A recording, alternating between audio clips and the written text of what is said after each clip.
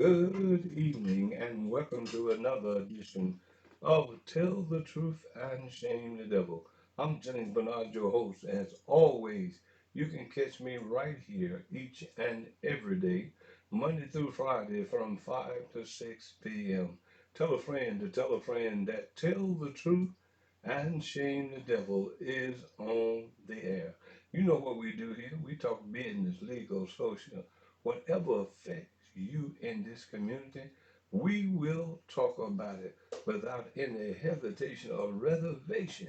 We do it because of you. I'm here, you're there, and let's have fun and let us learn from what's going on in this city. As we learn, they say if you know better, you will do better. Sometimes I question that as it relates to Memphis, Tennessee. Seems somehow and sometime the more we know, the worse we are. As I said, God stopped the crime all by himself. You know he's able to do that. Sent the snow down here and nothing happened for about 2 weeks. Time the snow lifted, they started back again. Now let me say this to you so you can understand. I am a per law enforcement individual. Been in law enforcement for over 50 years. And I often say this from the military police and the Marine Corps to the Sheriff's Department for over 20 years, for probation company for 20. So when you talk to me about what's right versus what's wrong, and you talk about the crime in this city, if you commit the crime, you got to be willing to do the time. I don't want you crying. I don't want you coming back in saying, Mama put something on my book down in the jailhouse. When you go out here and rob people and they catch you, you need to go to jail. I don't care how many mama boos there are, you should teach your boo that you don't go around killing people because he or she disrespected you. That's the most idiotic thing that I've ever heard in my life. I always hear people, well, you disrespect. Oh, before somebody can disrespect you, you got to have some respect for yourself. If you have respect for yourself, then you will not get yourself caught up on a murder case, on a robbery case, on whatever those cases. I've been in the courtroom one way or the other for years, and I've seen case after case after case. And you know what really gets me, ladies and gentlemen? When you try to tell some of these knuckles what will happen to them as it relates to certain scenarios, they want to argue with you about what they're going to do. And I tell them, and I've seen it and I witnessed it. If you get involved in the situation, somebody attempts to do something to you, and you can't do it to them when they are attempting it to do to you, and you go and get something and come back and then do something to them, you're going to jail because you left to go get something to come back. If you don't do something right then, don't go and get something and come back because you going, let me say it again, to jail.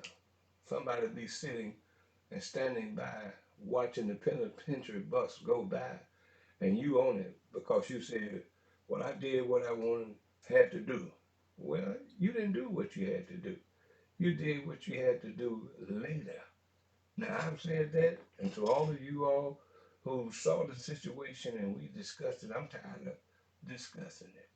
I tried to tell you from experience what you shouldn't do, but you still say, I will do it.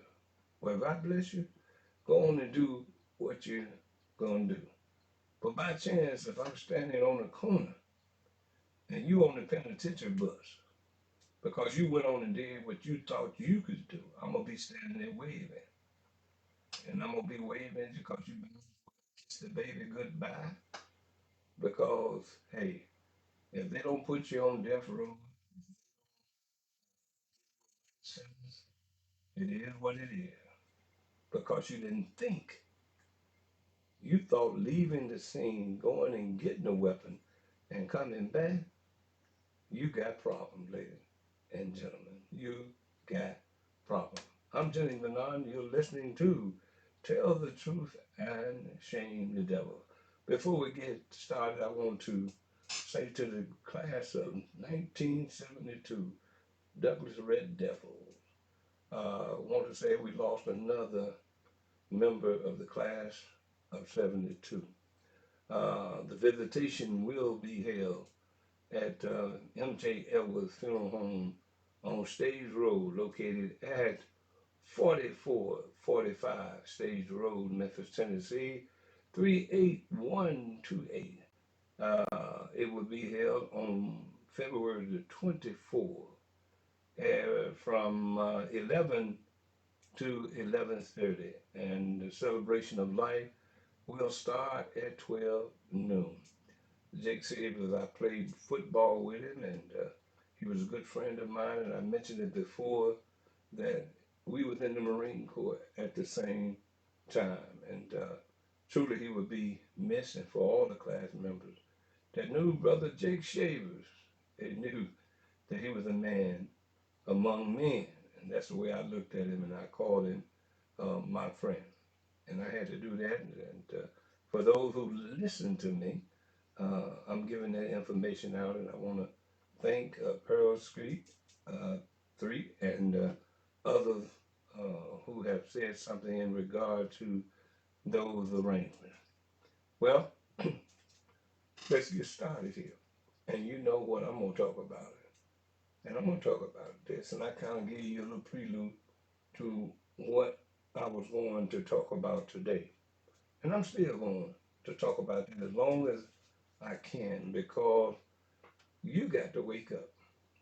You know, I tell people all the time that we need to do the same thing that Dr. Roderick Richmond and those 6 individuals who got rid of Dr. Fagan, who said that she was not doing or qualified to do the job within a 9-month period. Well, Dr. Roderick Richmond, I keep thinking about my good friend Isaac Richmond, but Dr.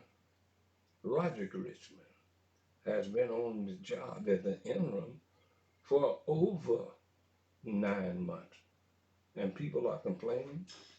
But this new board, I would urge, and the new board members and the members that's running, I want to know if they do the same thing that the board did to Dr. Fagan. Would they taking the teacup? They want to put it on the snow. But I said to you, if you look behind the curtain, you will find out it's not about the snow.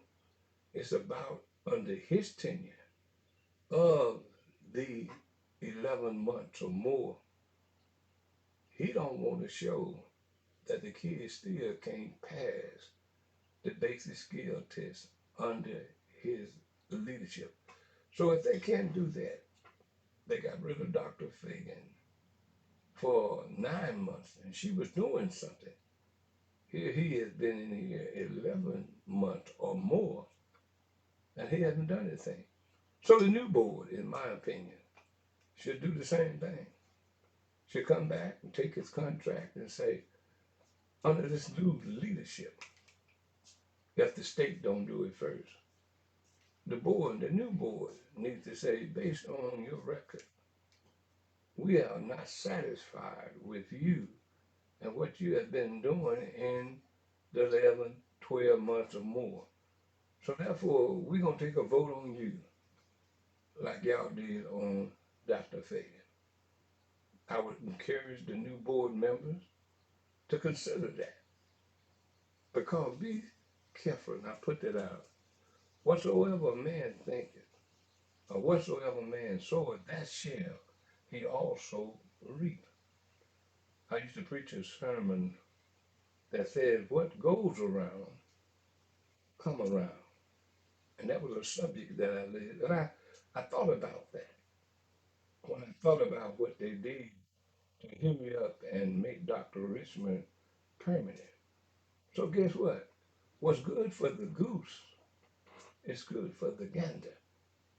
Now this board, the state of Tennessee, should do the same thing to him because the students are still feeling. Y'all got rid of Dr. Fagan in 9 months.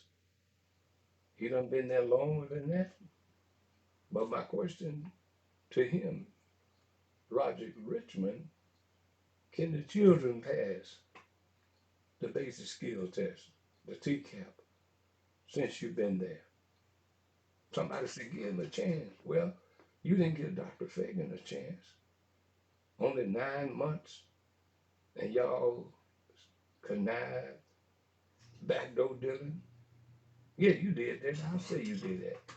I believe it without a doubt that you met those 6 individuals, talked it over, y'all decided to get rid of Dr. Fagan, and then all of a sudden, the night that you got rid of her, all of a sudden, here come Pee Wee Herman, Dr. Roger Richmond, walking up to the podium, supposed to be like he was surprised. You knew that was coming. And I'll say to you, if you knew that was coming, you showed that you knew was coming because you accepted the position. You always said number 2 want to be number 1. And y'all connived and did that, in my opinion. I'm about the evidence. And the evidence shows me that there was some backdoor dealing with those 6 individuals, even along with Dr. Roger Richmond. You had to connive. You were there to accept the position. So I urge you, if you're running for the school board and by chance, if you get elected, you need to consider making a motion, being recognized by the chair, and put it out there that we haven't seen any result as it relates to you, Dr. Roderick Richmond. You've been there longer than Dr. Fagan. As the interim, what have you done? But going around from school to school, want to be recognized, styling and profiling with your turtleneck on. To me, you got to go and let us start the search over again. You spent money, taxpayers' money, on getting some of these clowns here in the city of Memphis. Jarvis Reed, look what he did. Okay? Then you get somebody in that's moving, and then you connived and you backdoor deal and got rid of her. So again, I stress to all of those who end up be the new board, or either that board that oversee the board, if they do it like that. Dr. Richmond is not it. He is not, in my opinion, going to make anything. All he's going to do is continue to make sure his wife is taken care of, and you saw that. And then he's going to make sure he's taken care of with the big paycheck. It's about the paycheck. It is not about the children. And all of those board members, now I used to say there was 3 who stood tall and didn't go along with the outstring of Dr. Fagan, but now all of them decided to put Richmond into that seat. So they, in my opinion, all of them must go. I was saying there was 6 that need to go, but now all of them need to go. There was a superintendent, Dr. Johnson, and she had a slogan that says fresh start. And I believe in that. Every now and then you have to tear down to build up. That's scripture. A fresh start is what we need in this community, whether it be with the state or whether it be with the new elected individuals who serve the board. Now, I want you all to know if you're considering running and you say you want to represent the people on behalf of the people, you better represent them. And you better represent them well because I sit here with this microphone every day when I'm available and I'm going to talk about it. See, time out for the playing. Our children' well being is at stake, their education is at stake. They're feeding the children educational wise is at stake. But when we fail to do that, the teachers need to be inspired. But you don't have the leadership to inspire the teachers, then what are the children going to receive when the teachers are not inspired?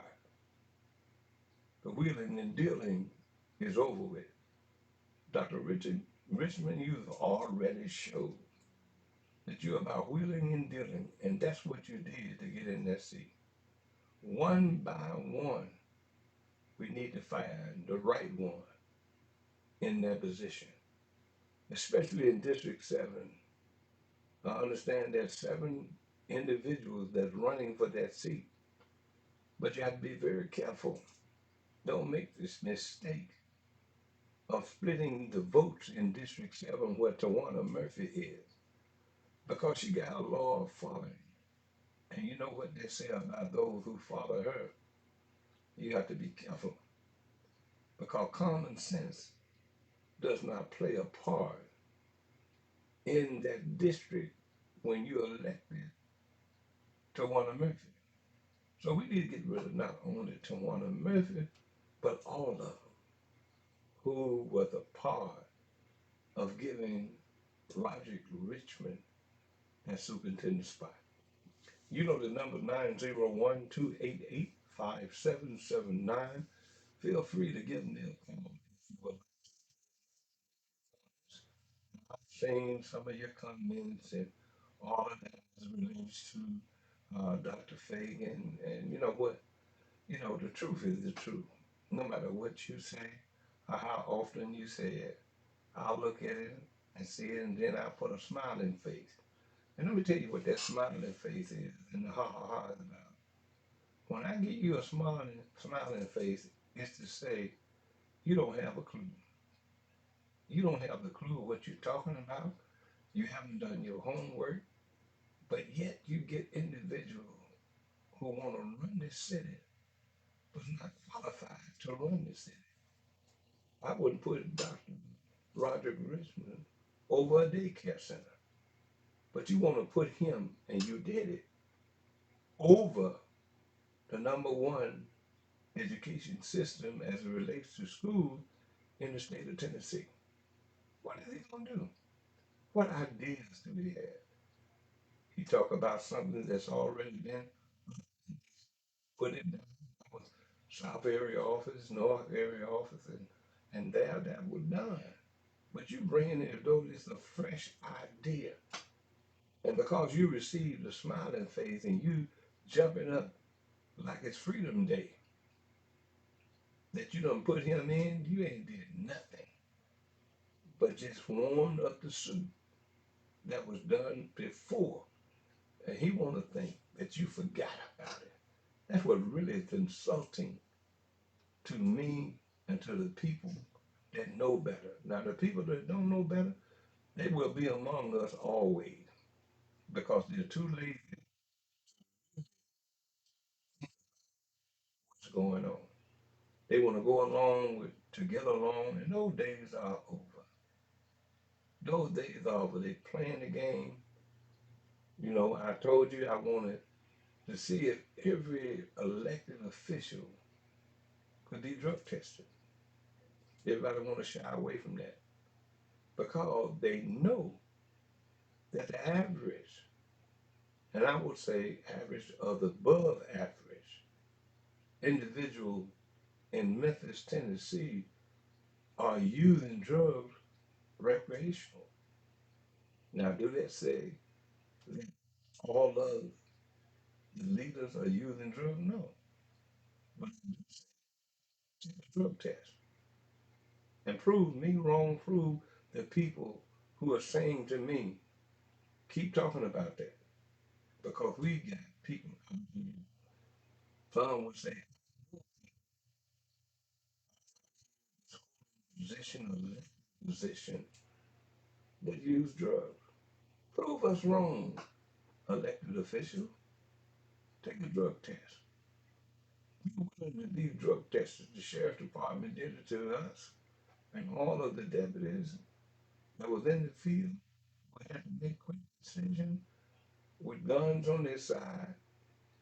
But they had to make sure there was one thing about the deputies that they wasn't on drugs, and they did random drug tests. Now that was favoritism, no doubt, in the sheriff department. They came as certain people like myself and others who spoke up, stood up, spoke up against what was going on back then in the 70s. But they never found and they didn't do it. It's just the way it was. And therefore I say that all of our elected officials should be tested on a regular basis, randomly, tested like they did. You know, you say that, hey, they tested me 3 months ago, they probably won't test me again, but then boom, if they test you the next month, you weren't prepared, and we will know what your situation is. Ladies and gentlemen, it's time for us to wake up, speak up, and realize that we're not going to get anywhere as long as we got poor representation in Memphis, Tennessee. And I hope, and I've said it before, I know that we don't have qualified individuals in positions. You look at what's being done, what this community citizens, they're making deals with big whales while eating big meals, hotels that are being raised, and the only way they know how to is tax. Paul Young said we need to bring more people back to Memphis and get here.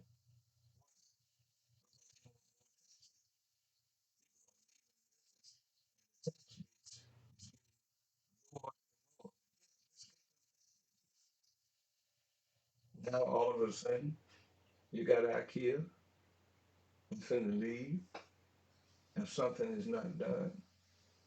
But you want to make people believe that you're trying to do something for the tax break.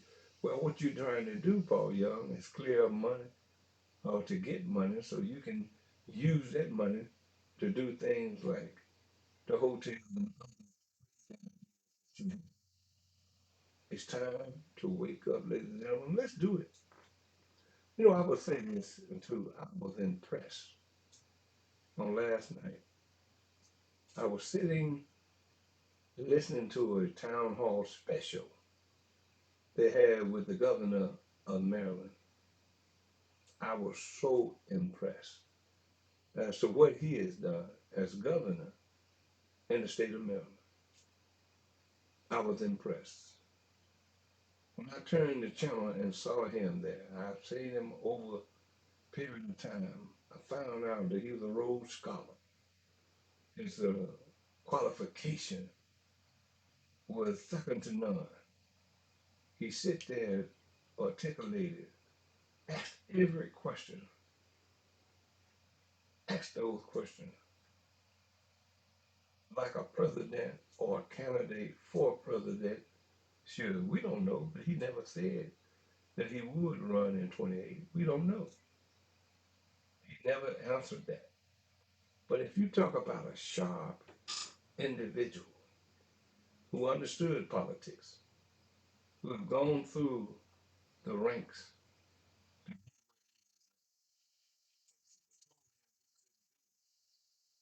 listened to them, he kept on and he did it. And now he's the governor of the state of Tennessee, excuse me, of Maryland. And I say to you that those are the type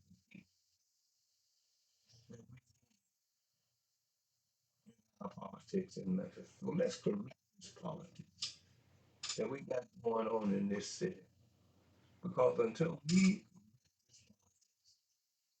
have the same old thing over and over, we're going to have politicians getting in and getting out, leaving deficits. You think Paul Young won't leave him with a deficit? Because as long as you take him from Peter to pay Paul, you're going to leave with a deficit. You talk about you can't get the first responders raises because the money is missing. You got to wait until you get paid to be able to pay your bill. That's taken from Peter to pay Paul.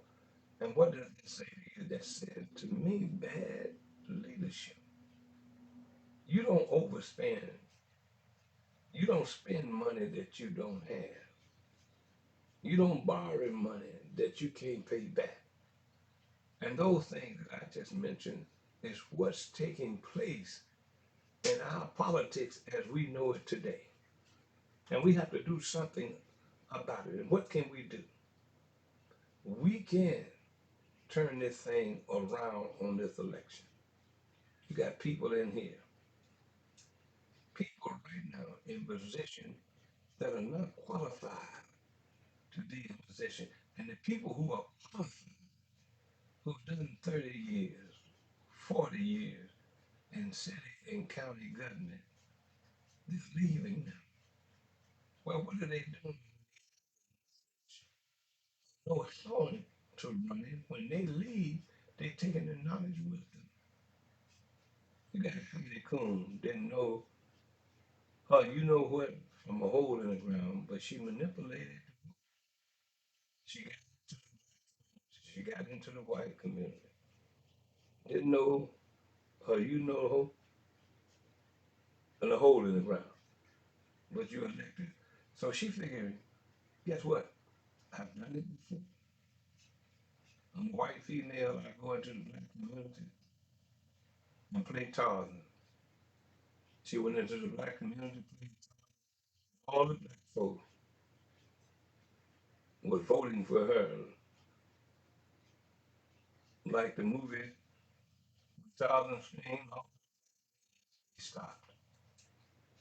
When she spoke, all of them ran to the polls and voted for her. I'm just telling you like it is. The day of Jim Crow is over. The day of you acting like a slave should be over, but yet they're using the same mentality against you, your own kind, because they are in charge. They're not large and in charge, they are in charge. Because when you're large and in charge, that means you're doing something. Now all of this ice and snow is gone. I've seen more potholes. What's going to happen under the leadership of who you got in office now? Nothing was done before the ice storm came. Nothing will be done after. I say to you all the time, in North South Memphis, it looked like an old patched up overalls. It's patches all over the community. But go east and tell me how many patch holes do you see in the roadway?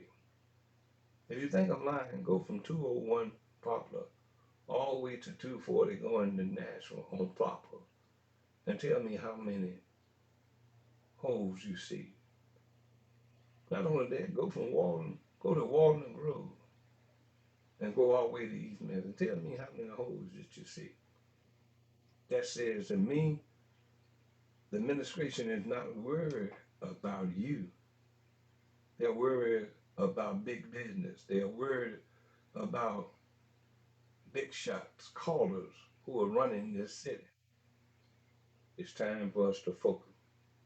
Let us focus on a new leadership as it relates to the school board. All of them. They're going to lie, they're going to come out and try to tell you if they are in there now, don't vote for them. Vote for someone who is sharp enough to stand tall and be the only one that will not agree with them if everybody comes up and say, let's do this together. And see, they playing a mind game on you. They're saying we were together. So they know you're not going to get rid of all of them. You're going to pick and choose, and they're hoping that you pick them to stay. But show them that you're smarter than they are. Get rid of all of them. Because it was my opinion. They should have never gave him the position of superintendent because most of them probably is going to be out. That should have been something done by the new board that's coming in after this election is over. But they wanted to make sure they do that and try to show a united front. And for all you clowns out there that's jumping around like it's Freedom Slave Day because they don't put somebody in there that's still using Jim Crow mentality. He bought and paid for, in my opinion, just like most of the leadership. And when I look and see them babies out there, I'm concerned about those babies. Will they be qualified to go to the Ivy League school? Will they be qualified to go to the HBCU school with top ranked individuals? When you talk about Memphis, how many of our children will be able to pass the test of life if we don't get someone in there to make sure, ladies and gentlemen, that they get the best of the best? Because we pay the best of the dollars that we can put out. $1.8 billion. That's almost $2 billion to the school system. I would encourage the state, based on what the speaker said, that as they look at part of the forensic audit, he see where there is some misappropriation of funds. Oh, I could have told them that before they even mentioned it. But I want them to come out and let you know why they're doing what they're doing, because they look inside and saw what is going on. You don't know unless you got some kind of contact, or unless they bring it out like Dr. Ray, Jarvis Ray, was doing, and they got rid of him. Nothing changed. It's just a change of faces. It's the same thing, ladies and gentlemen. But until you make up your mind, until you say, guess what?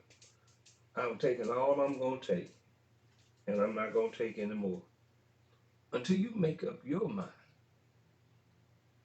to get rid of all of these folks who have voted against your good health when they allow the supercomputer, in my opinion, when they allow those turbines to be put in black neighborhoods, when they allow things to go on that you know is wrong, but you don't say anything, I blame you, and I blame them also. But it's time to wake up and let us go through. We got people want to come and talk to us. Some say, well, don't come on this show. Because you come on this show, he may ask you some things you may not have the answer to. You know what I can appreciate more than anything? Is a person honest and say, I don't know that. I don't know the answer to it. Then I'm not going to judge you because you don't know. I'm going to judge you if you're going to sit there and try to talk like you do know, but you don't know. But if you honestly say, listen, I'm going to find out, and I'm going to do my damnedest to correct the wrong, because it's about our children. And that's all it's about. It's about the teachers who got to teach every day for pennies.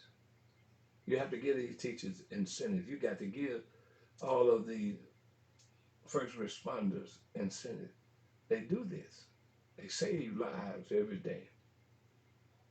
The police department used to be the best of the best.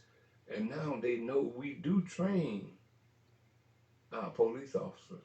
So they sit back and say, hey, other states say, let Memphis train them. And let's go buy them. Let's go give them a good salary, a good retirement. I know several officers that have left this area and gone to other places, do 25 years and come back here, living like a king because they paid them well and their retirement is well. But you got a leader, and I hate to say that, in C.J. Davis. Every time I see him, you know what comes to my mind? Tyree Nichols, because it happened under her watch. Janine used to say all the time, the bucks stops at the top. So if the buck stops at the top, meaning that you are over everything that happened, you should be charged with what happened. That's my opinion. I used to hear it all the time. The buck stops up here on the ninth floor. That's the sheriff's office. Okay. You're in charge, but then you always try to find out somebody else to put it on. And I saw that happen many times. And another thing, ladies and gentlemen, and this to the press, all of you, Channel 3, 5, 13, all of you. You got a deputy assistant chief under Floyd Bunner that's running. It is not fair for whatever the circumstances is about the sheriff's department to keep running the sheriff's department. The sheriff is Floyd Bunner until this election is over. You're putting that individual who is the assistant chief, giving him all that airtime because you want to talk to the sheriff's department, but you're talking to him while he's going to be running. That's giving him advantage over the other candidate. Why don't you talk to the sheriff? He's not running, he's through. But there's the subliminal message that you're sending every time you got to talk to the sheriff department. You're talking to Anthony Buckner, who's running for that office, and here people go. Just show you how small-minded some of the people are. They see him, wow, he was on television. He was talking about the children that almost drowned in the sheriff department. The deputies did a good job, and I commend the deputies. But I get pissed, and I hate to say it like that you keep pushing him, and that's all that these networks are doing. They're pushing him. And if I was a candidate for sheriff, I would definitely call him and say, I want that same time, and record those times, date and time, record them, and call them and say, you ran this on Anthony Buckner, I want the same time. And that is right. You putting a candidate out there that's running for sheriff, and all of y'all know I'm telling the truth. Everything that happened, from the jail to the kids almost drowning, to any accidental thing come up, who do they go talk to? You got other candidates that deserve that same time that you're giving Anthony Buckner. I'm Jennings Bernard. You've been listening to Tell the Truth and Shame the Devil. In this election, we have the opportunity to correct what the media is doing wrong. Go to Floyd Bunner. He's the sheriff. He's not running, but Buckner is. And let me say this to you. If Buckner, who is number 2, Floyd Bunner is number 1, and they can't figure that out together, how do you think Buckner is going to figure it out when he becomes sheriff? Now, Buckner, And I want all of you all who know Buckner your friend. Tell them to come talk to me. Because I've got a long list of things that are taking place in this community. Caller, you on the air? How can I help you? You on the air? All right, you want to call? That's probably a friend of Buckner. But anyway, I'm just saying to you, if you're a candidate for sheriff or you're a candidate for any position and you write it down and you saw it on 3, 5, 13, 30, or 24 and say, I understand that you spoke to this candidate. I want the same time. If he didn't pay for the time, I'm going to pay. Because there's a rule that you must give equal opportunity. Believe me, I know that to be a fact. And a lot of things that happen, because people ask me all the time, but no, why are you so hard? If you check the record of the Democratic Party, when it came to Jennings Bernard, when I was at the executive committee, when I called out Keith Norman, the worst, along with Van Turner, chairman we ever had, and I get appalled every time I see a situation and they got to go to Pastor Keith Norman, the worst. You know, I've been talking about Keith Norman and this situation every time they got him on the air. I saw this last time when they talked about John DeBerry running for county mayor. And I said, who gives him the authority to talk about anything? When we was about to put him out as the chairman, he begged, please, y'all just let me stay these last 3 months out because he didn't attend as the chairman the meeting he was supposed to. They called me for me to make the motion to kick him out. He called me. And then somebody called him. He never called me back. When we got that meeting that night, he was in a room with the steering committee and they came out and said that, well, he decided he's not going to run. And I argued the point. It doesn't matter. He's going to leave here as an honorable past chairman of the Democratic Party. They will call on him. And that's the first thing I hear all the time. Well, Keith Norman, past chairman of the Democratic Party. That means that he has honor. He's done something. When they say past chairman of the Democratic Party, when they say Van Turner, past chairman, that says that they had done and served with honors. And believe me, I was on the executive committee. And I tell you, neither one of them did a darn thing. But now you want to recognize them as though they are honorable. And neither one of them are worth what the little bird left on the limb. And ladies and gentlemen, that's the truth. Neither one of them want to come on the show and argue with me respectfully about what I'm saying. And I wait on them because I got the record. I got the witnesses that could tell you the same thing. And that's what we have in our city. We're warmed up over like a warmed up soup that's being served to you over and over again. And none of them are worth what the little bird left on the limb. I'm Jennings Bernard, and I really do appreciate you tuning in. We're getting ready and started this week off. Supposed to be nice temperature, and it's a break from all of that ice. In the words of my grandmother, she used to always say, if it's the Lord's will and the creek don't rise, we'll see you on tomorrow. Remember always what I said, and it has been proven to be true over and over again, time after time.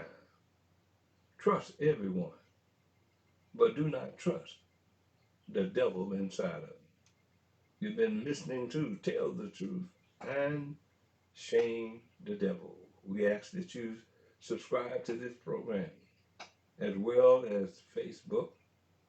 Uh, Subscribe here as well as our website at memphisrealtalk.com. The same thing on YouTube, same thing, memphisrealtalk.com, and X as well as Spotify. We got it out here for you, but we're working on being able to be on Facebook as well as on the website. Subscribe, ladies and gentlemen. We do appreciate you. You take care. Be careful and safe out here. Keep your head on the swivel. That means looking around at all time. And that's sad that you have to do that. But doing that just might save your life. God bless you. Take care.